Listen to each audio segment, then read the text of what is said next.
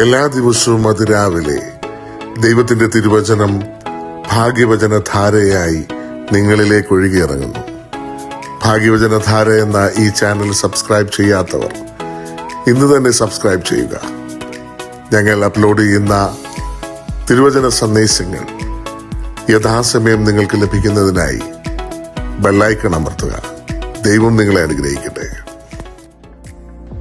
ദൈവതിരുനാമത്തിന് മഹത്വം ഉണ്ടായിരിക്കട്ടെ.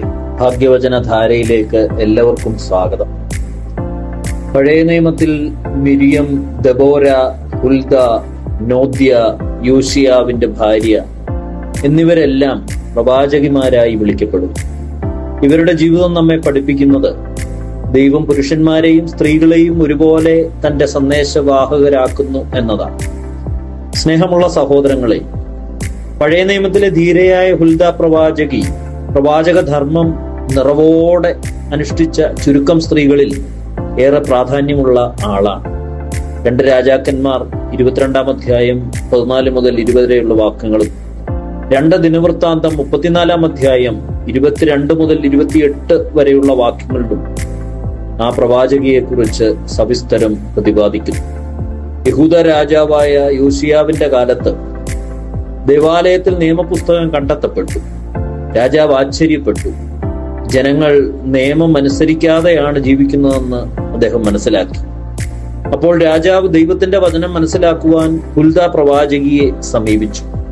ഹുൽദ വലിയ വിനയത്തോടെ എന്നാൽ ഉറച്ച ദൈവവിശ്വാസത്തോടെ ദൈവവചനത്തിന്റെ സന്ദേശം അറിയിച്ചു. യുവതിയായിരുന്ന ഹുൽദ യഹൂദ സമൂഹത്തിൽ യുവതിയായിരിക്കുമ്പോൾ തന്നെ ദൈവവചനത്തിൽ പഠനം നടത്തി. അവൾ തന്റെ ഭർത്താവായ ശല്ലൂം സഹിതം ദൈവഭക്തിയിൽ ജീവിച്ചു.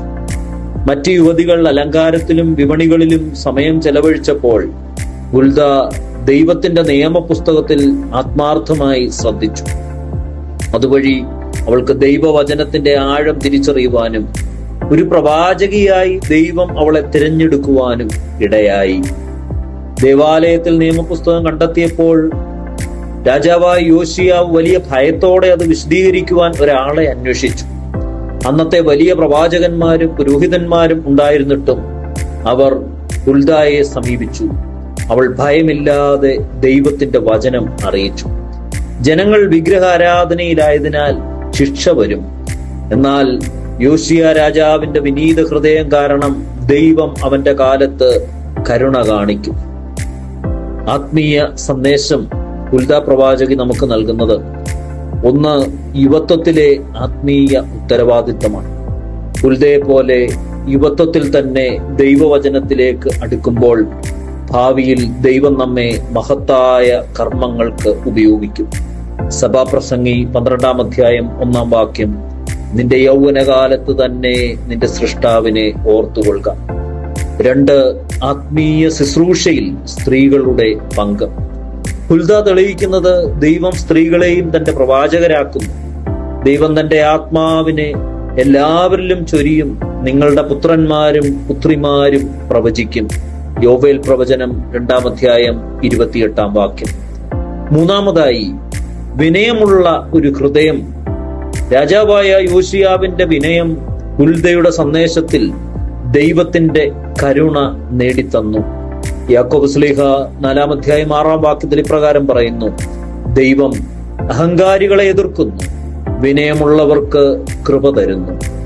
4, ദൈവവചനത്തോടുള്ള അനുസരണം. യാക്കോബ് ശ്ലീഹ 1 അധ്യായം 22 വാക്യം ഇപ്രകാരം പറയുന്നു, എങ്കിലും വചനം കേൾക്ക മാത്രം ചെയ്തുകൊണ്ട് തങ്ങളെ തന്നെ ചതിക്കാതെ അതിനെ ചെയ്യുന്നവരുമായി ഇരുപ്പീൻ. ഹുൽദ പ്രവാചകി ദൈവവചനം പഠിക്കുക മാത്രമല്ല, അത് മറ്റുള്ളവരോട് അറിയിപ്പാനും അതനുസരിച്ച് ജീവിക്കുവാനും അവൾക്ക് സാധ്യമായി. ഹുൽദയുടെ ജീവിതം നമ്മെ പഠിപ്പിക്കുന്നത് യുവത്വത്തിൽ തന്നെ ദൈവവചനത്തിലേക്ക് അടുക്കുന്നവർ ഭാവിയിൽ ശക്തരായ സാക്ഷികളായി മാറും. പുരുഷനും സ്ത്രീയും ഒരുപോലെ ദൈവത്തിന്റെ ദൂതന്മാരാകാൻ വിളിക്കപ്പെട്ടിരിക്കുന്നു എന്ന് പ്രവാചകി നമ്മെ ഓർമ്മപ്പെടുത്തുന്നു. നിന്റെ യൗവനകാലത്ത് തന്നെ നിന്റെ സൃഷ്ടാവിനെ ഓർക്കുക. സഭാപ്രസംഗി 12 അധ്യായം 1 വാക്യം. ദൈവം നിങ്ങളെ അനുഗ്രഹിക്കട്ടെ.